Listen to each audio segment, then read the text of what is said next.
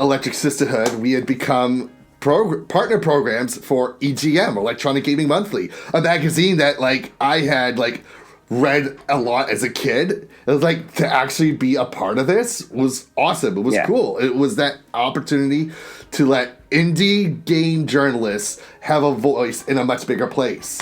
And I was always proud to see all of my articles showing up in the top 10 of partner program stuff. It made me so happy to be a part of this.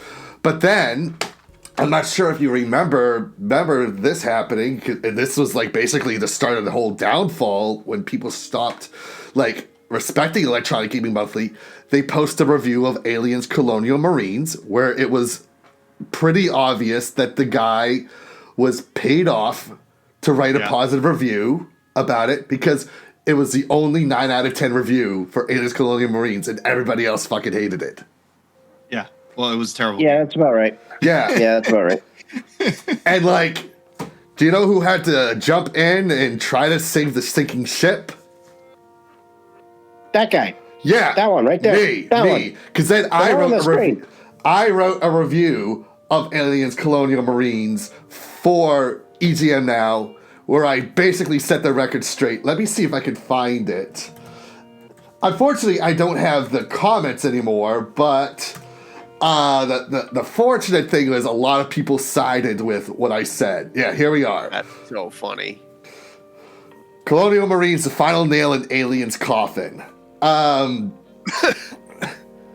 said, and this is the part that I was always so proud of. So these two paragraphs.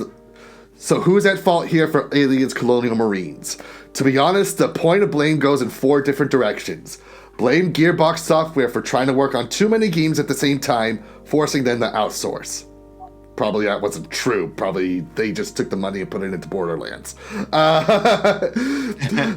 Shame on Timegate for trashing the work Gearbox already had done and starting from scratch. Probably true. A wag of the finger should be given to Sega, who pushed all the developers to get the game out the door when they knew it wasn't ready. Probably it's always a publisher's fault. Yeah, always a publisher's fault. And then this is the part that I'm most proud of.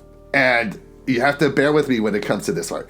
Lastly, and the harshest one of all, the blame is upon the shoulders of us gamers. We should have known by now that most non-Star Wars movie-based video games will wind up terrible. 2009's Ghostbusters, of course, being the only exception. But we were so blinded by the trailers and the promises made by the developers that we had just forgot about the past and embraced a better future. The fact that people were unable to go hands-on with a campaign demo throughout all of the video game conventions and expos during its promotion should have sounded any gamer's internal warning signal. It's not our fault the game turned out this way, mind you, but it's because of the way we hyped it up as the next big thing. Whether it's a journalist reporting about it online or a group of friends going back and forth about the game to the eyes and ears of onlookers. That makes it a tiny bit of our fault. Because we should have known better. We should know better by now. Oh, it's a game based off of a movie. Every time it was oh, this is going to be great. And it winds up being shit. And fair. Yeah, because there have been, but to be fair, there have been a lot of Alien games. Alien franchise had gone past movies by this point. True. But that is to say that all Alien games have always been hit or miss. Yeah. There was an RTS one, wasn't there? Wasn't there? Yeah. And Andrew, I remember you specifically wanted Alien Colonial Marines, didn't you? No, I don't think so. Because here's the thing about Colonial Marines. It was a bait and switch by the fact that during that E3 they showed footage that was not from the game. It was footage from the game, but then when the game came out, it was so dumbed down. Yep. That you could tell that it was the only thing that they had rendered for it and nothing else to make it look that good. And then the same thing happened when Watch Dogs. This was a huge trend at the time. Yeah. Watch Dogs did the same thing, but that was before we knew that Ubisoft was a garbage company and only releases garbage that we hate because Ubisoft is a garbage company. But yeah, Colonial. But this was like this weird trend happening at the time because the internet wasn't at its capacity that it is now, where we could keep tabs on these things. So they would use E3 as this mecha showcase of, oh, we're going to show you our project, bait everybody into buying the project, and then when the game actually comes out, it's not that project. Yeah, it's really one dirty. Of the things, yeah, really, it was very dirty. That turned. Yeah, like was that the one that we were at when we were at one of PAX East?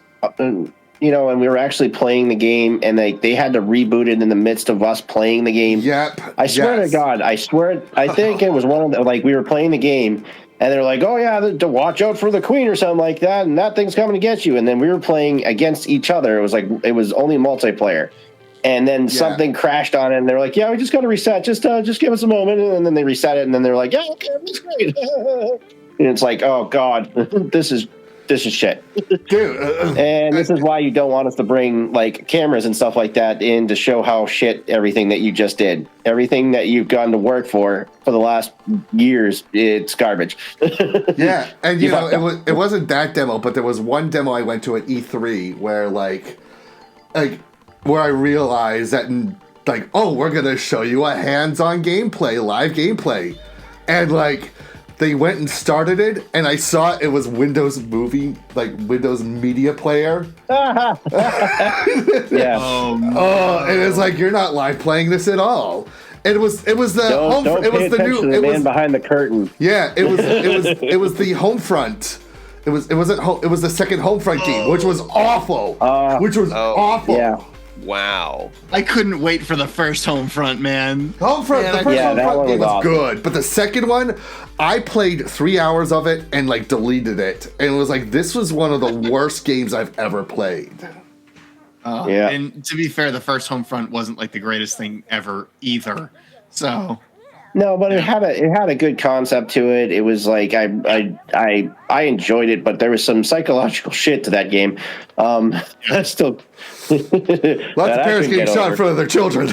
Yeah, exactly. But everybody remembers. Besides that, yeah, no, I loved playing the game, but yeah, I wasn't saying it's end all be all best game ever. No, it's one of those things where I own it on Steam.